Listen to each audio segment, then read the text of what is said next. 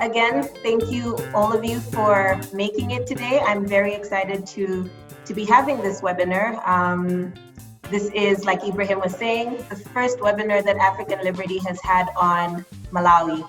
So we decided to go on the topic of democracy in Malawi, seeing the success that we've had the past year, where we had an incumbent president ousted out of power by this landmark court case. And since then, Malawi's been a sort of case study for, the positive sides of democracy in Africa.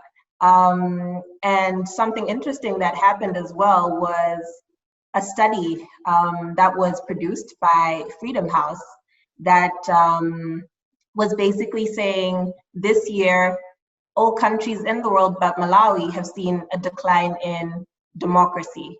And again, this was amazing to hear. And so we decided to have this webinar on democracy in Malawi, just to, I guess, get it out there, what's happening in Malawi and the different learnings that we can get from Malawi. So that being said, I would like to introduce our panelists for today. So today we've got three great panelists. First, we've got Dan Beinik, who is joining from Norway. He is a professor of political science, a director at the Oslo SDG initiative, and also a host of the In Pursuit of Development podcast. Thank you so much for being here. We also have thank you. We also have Vincent Kondowe, who is a political analyst, and he also has vast experience. Sorry?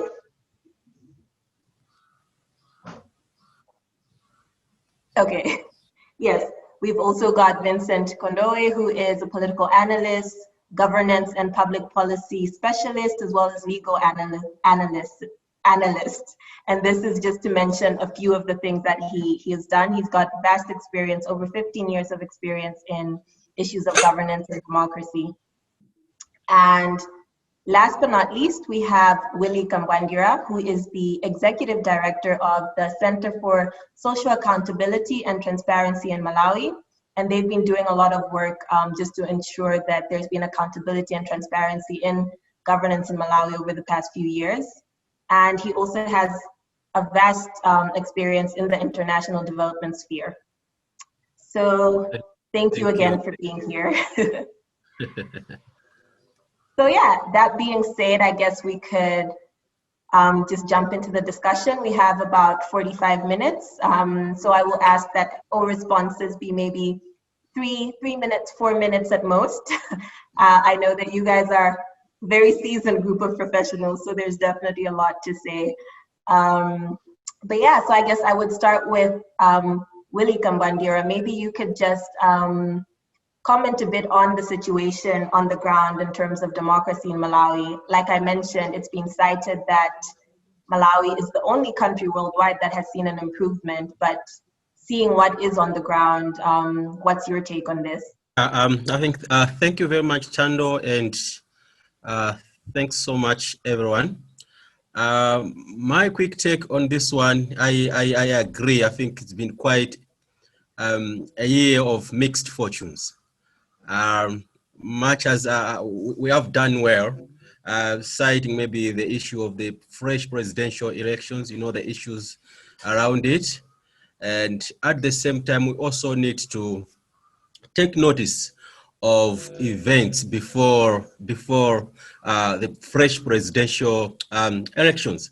I would give examples of, say, there was a crackdown of some human rights defenders. Government tried to shrink the civic space. Even government trying to crack down on the citizens themselves.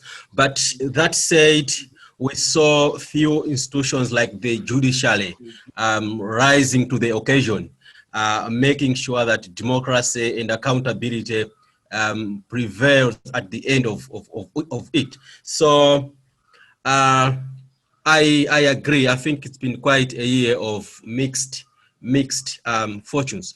But all the same, I think we have done well. For me, I think we have seen quite a lot of public awareness on their rights.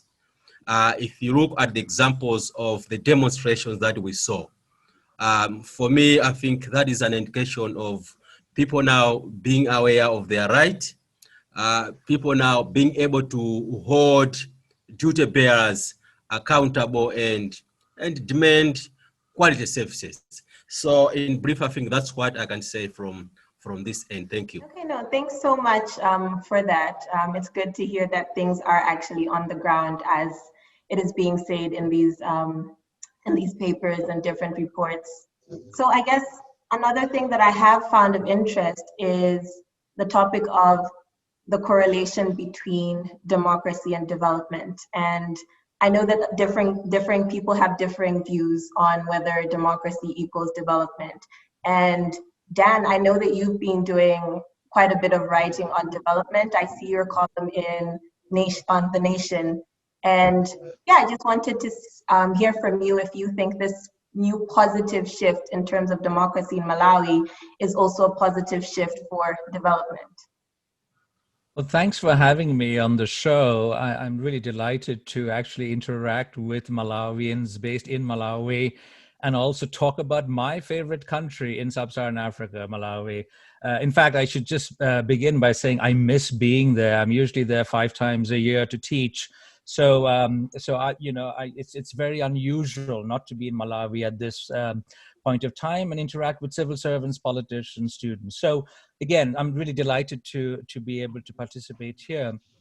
For many years, there's been this kind of a negative narrative about Malawi. It is often been projected as poor and basically, there's this kind of a feeling in international development discourses that there are developing countries and then there's Malawi. There's this kind of feeling that there's really no hope and it's, just everything is bad. And while many other countries in the region are developing, Malawi hasn't. And there has been some truth to that matter. So it is in that context, I think what has happened this year has been phenomenal. And I remember very vividly sitting in my office in the winter here in Oslo in February and listening on radio to this landmark verdict by the Constitutional Court that just, overturned the election results from May, 2019. So I think and just to build on what Willy mentioned earlier, I think what is fantastic now, and also Thando, what you mentioned in terms of how, many organizations are now just praising Malawi. It has almost become fashionable to say how Malawi is unique now, but not in a negative way, in a positive way.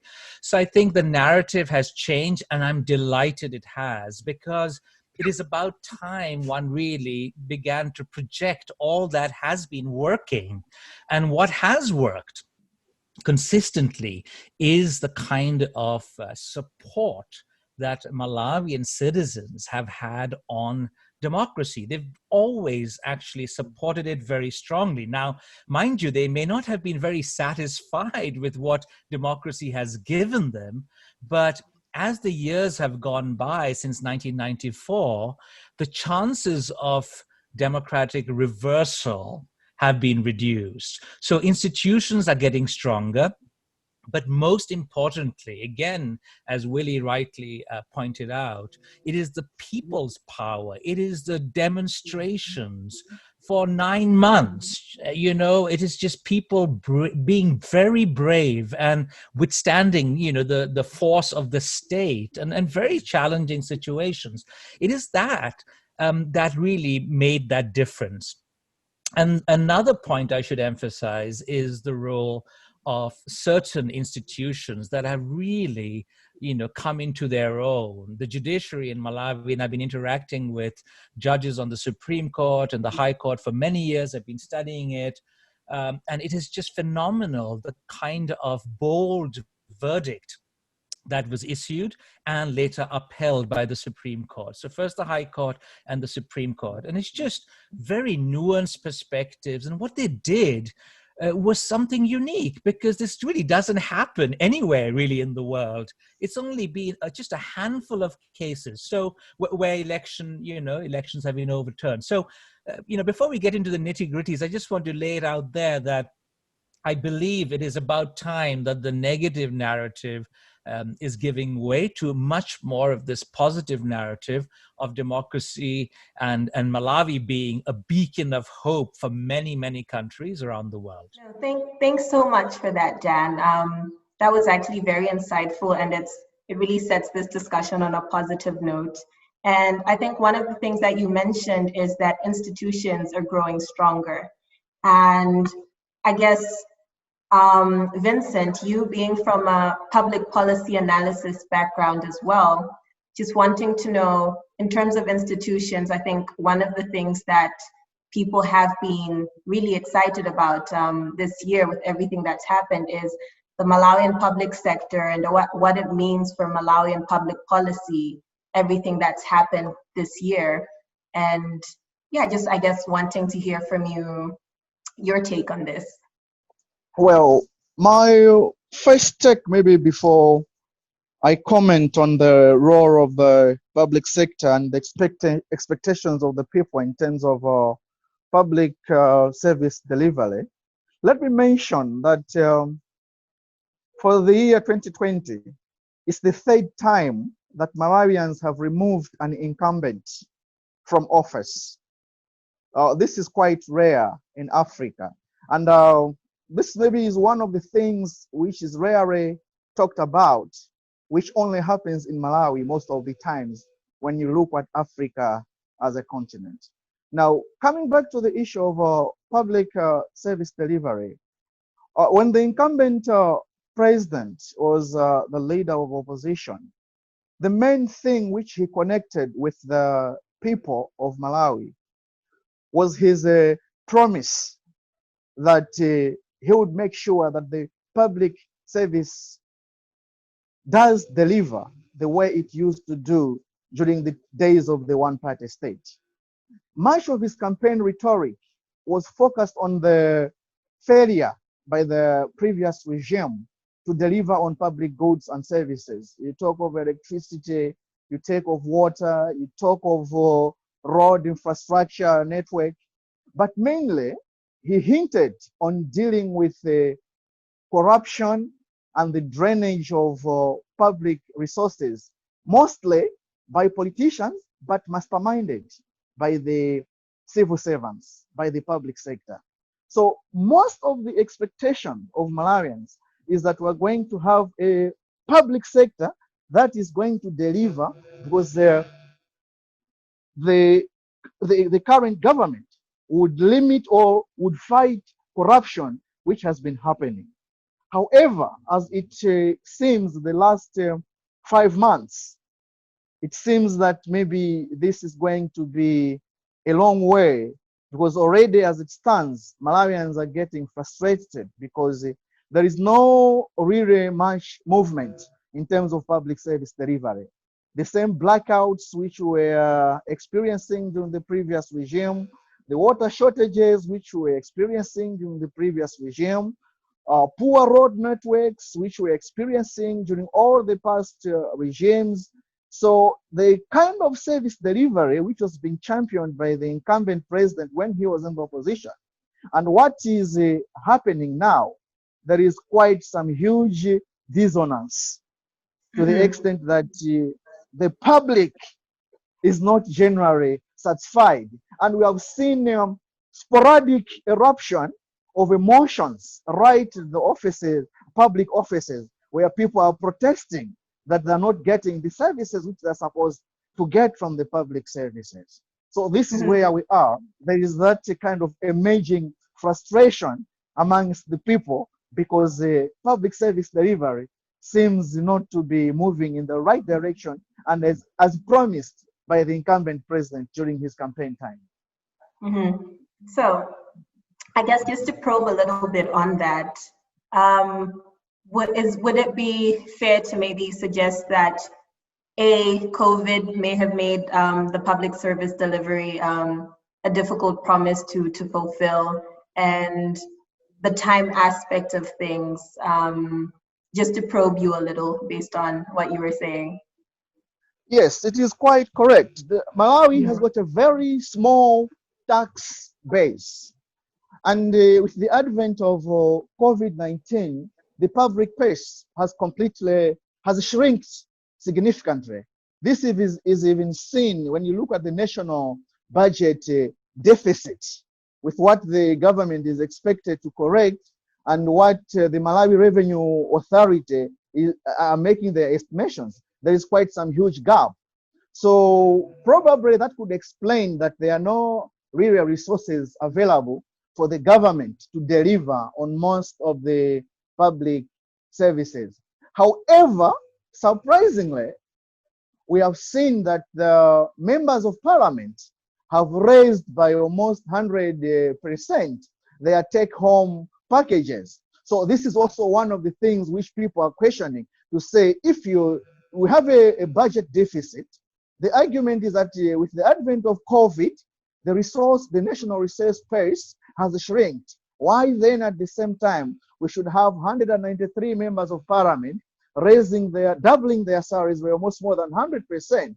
So it means that maybe the government has enough resources to deliver public goods and services for everyone. However, I indeed acknowledge that the tax base has shrunk since much of the businesses have gone down. Most companies have slowed down. So indeed, there isn't much available for the government to deliver on public goods and services. No, thanks for that. I saw Dan nodding quite a bit at that. Do you want to comment on that a little bit? Yes, so your first question was more on democracy. And I think, I was trying to say that it is a fantastic development, what has happened this year.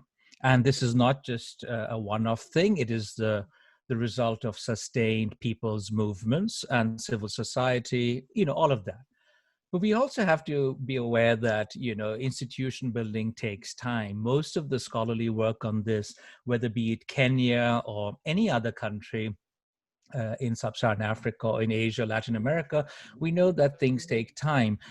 But there's also this pressure of fulfilling expectations. Malawi is a youthful country. There's so many people who are young, who want change to happen, and they may be impatient. And I think, on the one hand, of course, I could say the new administration needs time. But on the other hand, I can also sympathize with the kind of frustration that the Malawian people are feeling at the moment. And Vincent raises that important point. I was nodding because I read, and I keep reading the newspapers, about how certain institutions like the Malawian parliament have very conveniently increased their allowances. And it may seem very odd because, in an economy that is really struggling, tobacco, for example, exports are down. Some of this is because of COVID. Some of these are because of many other factors. There are climatic shifts. There are, world prices, the buyers are giving Malawi for the cash crops, too little, not offering the best prices. So there's a combination. Malawi is landlocked. Everything is expensive. Just to, get fuel into the country has been expensive. And again, there've been news reports of how the current administration or some people in the administration are perhaps interfering in allocating, contracts for these fuel supplies. So that initial euphoria perhaps is giving way to much more a sober assessment that things perhaps are not changing as fast. However, I should just also point out in relation to public administration, a country like Malawi has really major challenges, because as much as one has democratic institutions and one is trying to make these institutions much more mature, there are many other constraints. One has to do with, just a kind of, administrative freedom. There's always been political interference, the lack of, the ability perhaps of certain administrators to stand up to their political masters. There is this kind of, the problem of recruitment in the civil services, where it is not necessarily your competence, your training.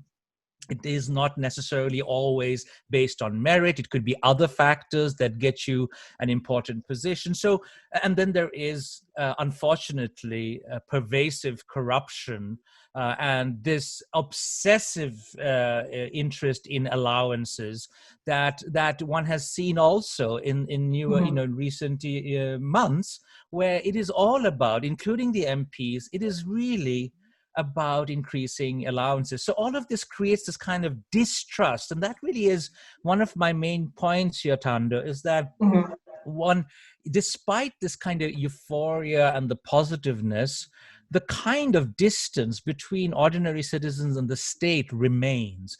People don't feel that the state is legitimate, or that the leaders in many ways are going to, drastically change things. There are inherent problems with policy formulation.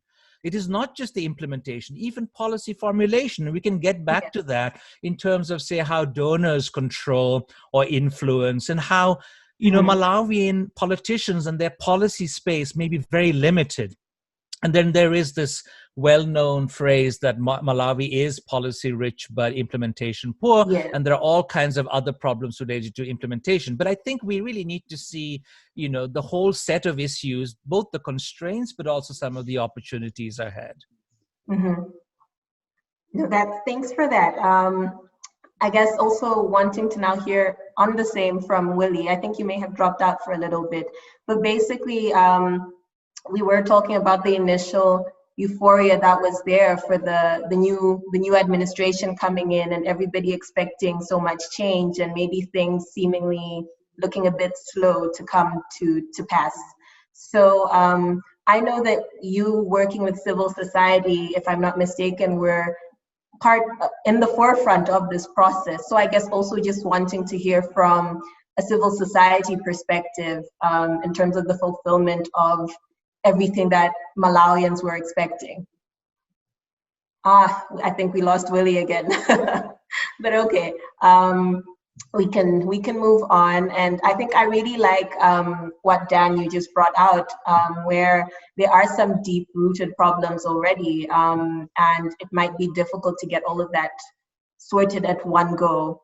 And that being said, there have been some red flags already that people have flagged out in terms of the new administration, because regardless of the happiness and the joy of just things changing, we still have to keep a government accountable, which is great. So I think one of the areas that's been mentioned, and maybe Vincent, I'll ask you to come in on this, just your take on, for instance, Malawi right now not having an opposition that is strongly speaking out.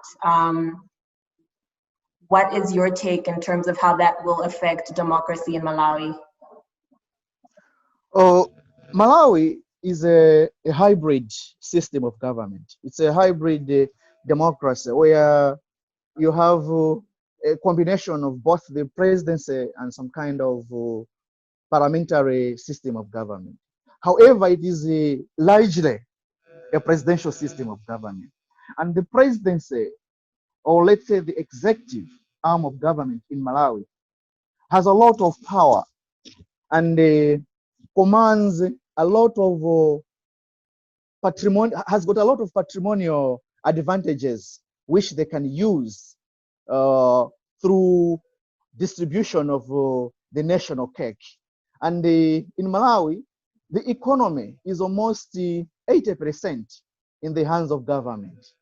Now, once you've got access to government power, there's a lot that can happen, including corrupt deals being staged with the private sector, and the private sector and the government colluding to gain access to government contracts and resources. Now, the best way from experience that we have seen is that you need a very, very strong opposition to keep in check how the executive arm of government exercises its power and how it uses public resources. I will take you back that in 2004 to 2012, during the regime of late Professor Bingu Wamtarika, it is usually acknowledged that those were the best 5 years during the multi-party democracy where the economy performed so well. But when you look at all the factors that contributed to such developmental outcomes, it is because there was such strong opposition, to the extent that the executive arm of government could not just implement politically or patronage-driven policies. There were really national policies, and economic dividends could spread equally across the nation. Now, at the moment, we have got the weakest opposition that Malawi has ever had since 1994. And it looks like they've gone to bed, they've gone to sleep, they've got their own internal leadership squabbles within the opposition. I'm talking of the Democratic Progressive Party, they're still jockeying on who is supposed to be the leader of opposition. Now, this is costing the nation hugely, because literally we have no organized institution that can provide checks and balances, that can demand accountability effectively and strongly, that can benefit the poor Malawian in the village. So it looks like now we have got in quotes a de facto one party government, as if the opposition is literally semi-dead. So this is the challenge that we have to deal with, and I'm hoping that the civil society will fill in that gap. But unfortunately, it looks again like the civil society has been co-opted into the governing elite. And again, we're seeing the media also being compromised. And when you look at the main media outlets in Malawi, we have got the Nation newspaper and the Times Group. And the Times Group is a product of the Malawi Congress Party, whose the president is the incumbent one. So we have a challenge of the media being compromised and not providing its role as the fourth estate. And at the same time, we have got an opposition which has got its own internal squabbles. And then we have got a civil society which has been co-opted into the executive. They are no longer there. And now the average Malawian is being left alone. I don't know how it pans out by the next 2 to 3 years. I'm really scared, because virtually all the institutions provided by the Constitution to provide checks and balances are slowly leaving the ordinary Malawian out there to fight his or her own battles on their own. Thank you so much, Vincent, for outlining the different challenges. I think you've outlined them really well, and I appreciate that quite a bit. And I guess now from Dan, oh, sorry. Okay, no, I think someone's having a connectivity issue. From Dan, I guess maybe this is a bit of a more heavy question, but what can be done? What should be done? Yeah. I think there are lots of issues in terms of accountability. Let me start with what has actually worked. Yes, not everything has been fantastic in terms of, say, media coverage, but the Malawian media has, by and large, had periods where it has been critical, and then the government or the ruling party has perhaps, introduced certain measures or made it difficult for these media houses to survive, say, in terms of their reliance on government advertisement, revenues from government advertisements. So that's one way in which that's one way in which the government can control the media. But it has been critical, but it goes, in phases. Civil society, I think, yes, there is this tendency of people being co-opted. This has happened in many previous administrations too. On the one hand, you can say, the government needs the competence from civil society leaders, but if that makes it difficult for civil society to be critical, then that's a problem. But I think on the positive side, we see how civil society has played a very important role in relation to, overturning the election results from last year. But there are two other aspects here, which I think was more part of your original question, Thando, that has to do with the political party structure.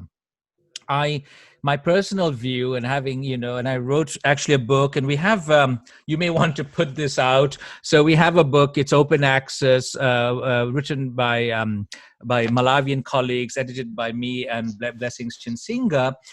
What we find is that, political parties have been relatively weak. They've been very dependent on one major personality for funding.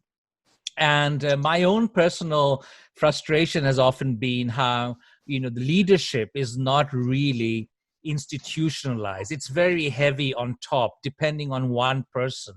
And there's very little delegation. In fact, being the vice leader, the vice president, or deputy to anything is really not important. There's only one person controlling it. And we see that playing out now in terms of the DPP, the former ruling party, really having many internal struggles where the one leader perhaps should be leaving and giving way to newer leaders, younger people, and that is not happening. So the way in which the political party system has not perhaps been institutionalized and strengthened is one of the problems in terms of extracting accountability. And one final bit in terms of accountability and related to your question, Thando, has to do with, I suppose, I want to go back to this distrust between government and citizens. And some of this I have experienced, and mind you, things are changing. Some of this is related to just the lack of transparency. You don't really know what's going on. You don't really have many opportunities to really grill the leaders. In the old days, until recently, the president was, whenever he or she returned from a foreign trip, then the media would go to the airport and have some sort of a press conference. But even that could be stopped.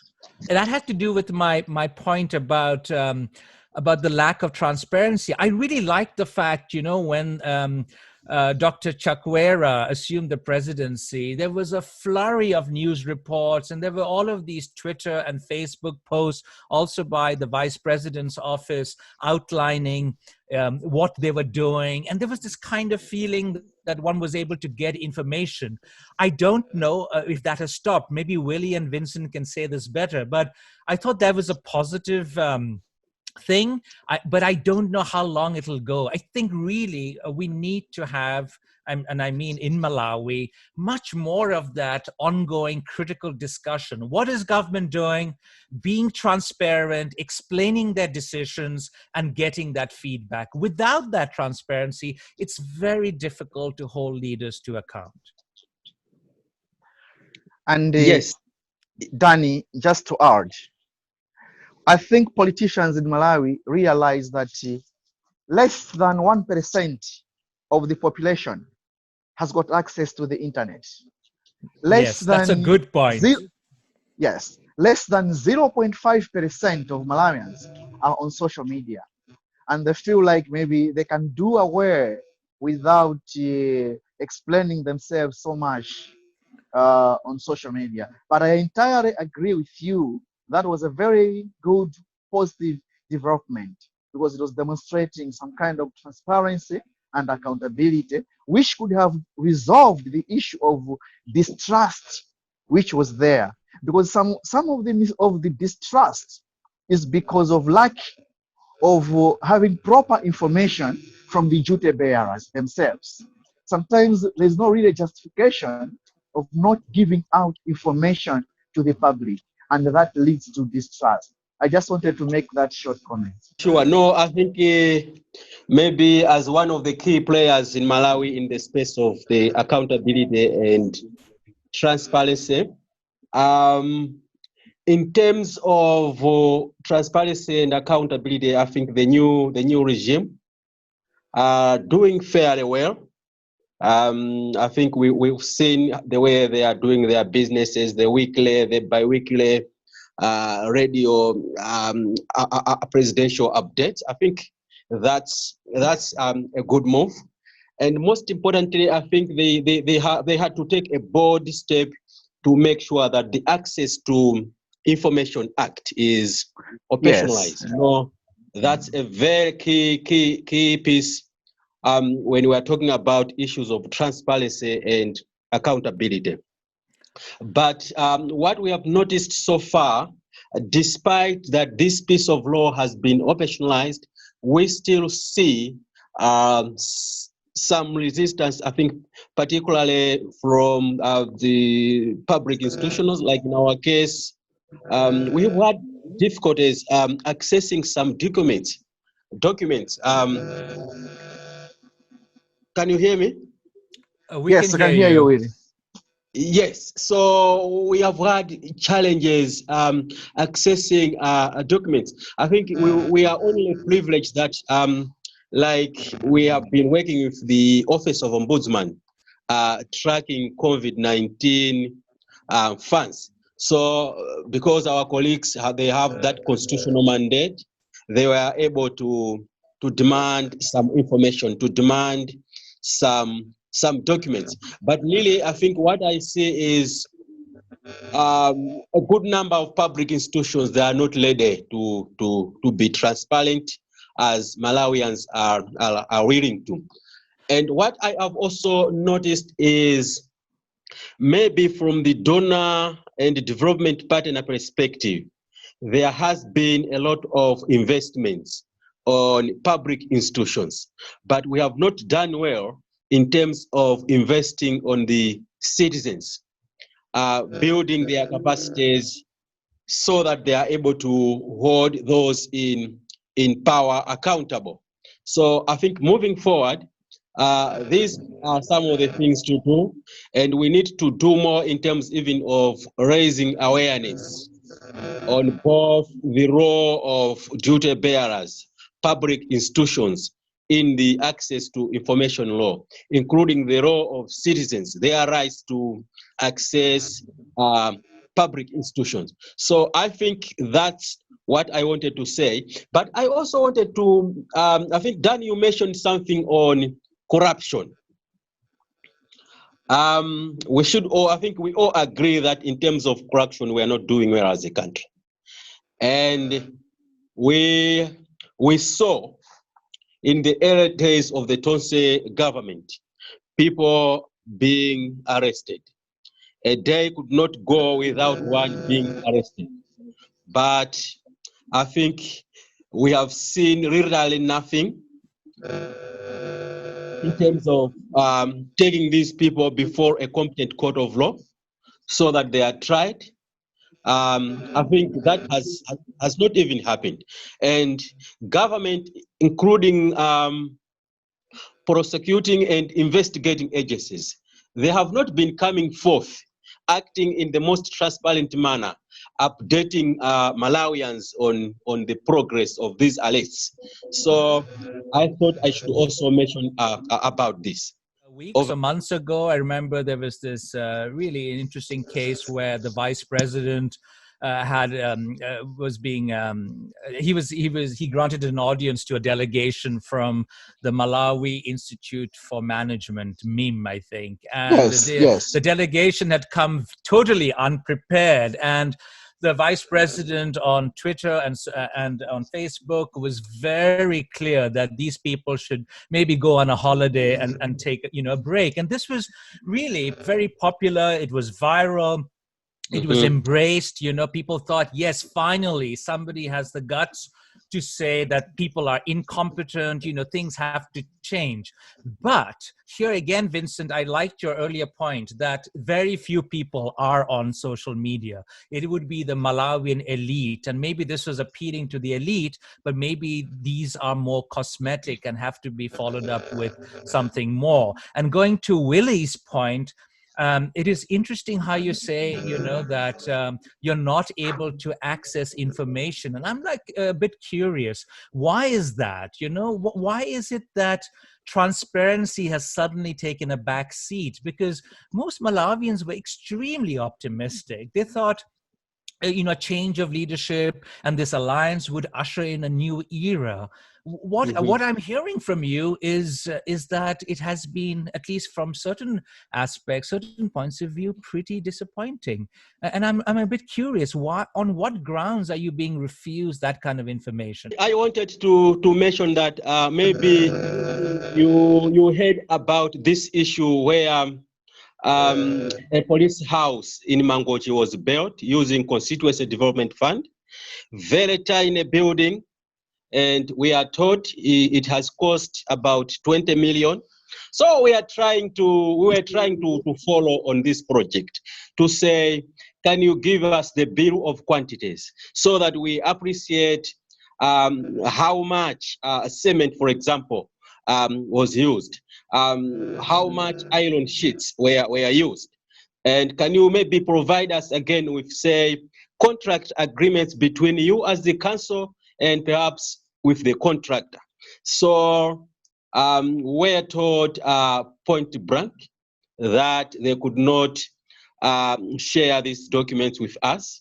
They can only share these documents with, say, the Auditor General, the Office of Ombudsman, and other public institutions. So really, this was depressing for us, bearing in mind as well that we just gazetted our access to information law. So yeah, that's what I wanted to say on that one. Maybe Vincent can come in. After the gazetting of the access to information bill, what is supposed to happen is that they need to put in place guidelines. Now the key stakeholders are protesting that the guidelines are not expansive enough. In fact, they are limiting. So we don't have the guidelines in place. So maybe as at now, that could be the limiting factor in the operationalization of access to information law. Yeah. One thing I did hear Willy, I believe, speak about when I was just coming in was about international development agencies. I'm not sure in what context that was, but I guess something that I have found interesting, or rather I wanted to hear from you all, was the aspect of international development agencies and their contribution to democracy in Malawi. I think during the last elections, there was, of course, a lot of talk about having observers from the EU and so on in the elections, and there's quite some uproar about that. So maybe I would ask Dan if you would like to comment on it under 2 minutes, and yeah. Okay, I'll be very brief. I will try. There are several issues you raise. One has to do with Malawi's dependence on aid, which varies from 30 to 40%, depending on how you count it. That alone shrinks the kind of policy space that policymakers have, which gives donors quite a bit of leeway, and it tends to dominate the political discourse. And it's very difficult for politicians to say no when the person providing the money is saying you should be doing this. So it's very challenging for policymakers to perhaps promote some sort of policy coherence, because there may be all kinds of demands and one is being pulled in all kinds of directions. So that is one challenge. And then, mind you, there's a new situation, well, more recent, in recent years, you have emerging countries, you have India and China, you have the Middle East, now you have Israel coming much more into Malawi. So you have newer pressures, newer kind of interests to look into. And then, of course, and usually donors have had, a good reputation, I would say. There've been frustrations, but generally the donors have pulled out whenever there have been major corruption scandals. But without the kind of donor assistance, it's very difficult to balance the budget and to do anything really, because as both Willy and Vincent have mentioned, the revenue base is still very small, and one really needs to, in this new administration, encourage foreign investment really, change things. And this is something that the National Planning Commission has been doing. There've been all kinds of documents like Vision 2020, which have not worked out. I'm more hopeful this time. But there's something that also has to be added, and I think I have just maybe a few seconds here now, Thando, and you're right that I think the credibility of the donor community was affected negatively because of their approval of the previous election. The donors seem to have assumed that everything was fine, and the Malawian people thought otherwise. And I think that has impacted, especially the EU and some other donors and who've been associated with these observer missions, right? But I think largely the donors are still going to play a very important role, but the extent to which the new administration can, get the donors on board and promote the idea that any idea is something that is coming from Malawians. It's not coming from donors. The donors can supplement a Malawian idea, not replace it. I guess from each of you, just a last 2-minute remark on democracy in Malawi going forward, and what other countries can learn from us. Because I think I've noticed, as much as a lot of things have been discussed, the positives have definitely stood out. So I guess just under 2 minutes, starting with Vincent, just what are we seeing going forward, and what are the points of learnings from other countries? It is homegrown solutions, homegrown expertise that dealt with the credibility and the trust in our electoral governance processes. Look, when you look at the 2019 elections, we had this validation from the international community, but it was the local resource, the local expertise that said, no, this can't be the case. The reason, they understand the political economy analysis, what works, who are the movers, who are the actors. And then the institutions. We need strong institutions in developing countries. We need the judiciary, the military, that is apolitical and cushioned from the appendages of the ruling elites. Once that can happen, I think these are the main positives that are coming out from the Malawi democratization project. Thank you so much. Good. So I was saying, I think in the meantime, the relationships between the civil society, the donor community, and the government looks cordial. I think we are all talking about promoting transparency and accountability in the use of public resources. Of course, I know at a later stage the relationship between government and the civil society will sour because of the obvious frustrations that Vincent mentioned about. So yeah, I think that's what I wanted to say as a closing remark. Otherwise, thank you very much for organizing this webinar. Well, this really has been a fascinating discussion. I think the way forward, that there are many things that I would like to see. I've been coming to Malawi for the last 15 years. I love Malawi. It's my second home, and I say that I'm like the unofficial ambassador of Malawi to the rest of the world. And if I can offer any advice, I would perhaps tell the donors that, we should try and encourage a policy-making environment where Malawians take greater ownership. That is a buzzword, but I really do think that Malawians have been really longing for visionary leadership and transformational change. And some would say that the current leaders are transformational and visionary in some respects. The extent to which these two parties that are in an alliance can continue to work together. So far, they seem to be doing well. That's going to be very important, but let the donors provide the resources and let there be much more of this ownership, this feeling that it is not being forced down our throats. It's something that we want. I think that is important. At the same time, I think the National Planning Commission and others should be much more realistic in terms of not just coming up with these broad brush, very ambitious plans for revenue generation, making Malawi, self-reliant. Yes, those are very laudable goals, but I think one has to be realistic in the short term, in the near term, in the medium term, in the long term. What is possible? How is it that Malawi is going to generate the revenue and become much more in a position to shape the kind of decisions that they need to do? And finally, I think one really has to also perhaps look into this distrust that continues. How can government increase transparency and trust so that citizens feel that there is an incentive to pay taxes, that the taxes are not going to be wasted, that corruption is under control, that it is not just persecution of the rivals, but there is a genuine feeling that people are going to be honest. So I think increasing that trust in institutions is going to be key. And finally, even though it is very difficult to say, but people have to be a bit patient too. This new administration hasn't had that much time. Hopefully, in the next few years, things will speed up. So I remain optimistic because I have no other choice, because I really want the best for Malawi. Thank you all so much for those closing remarks.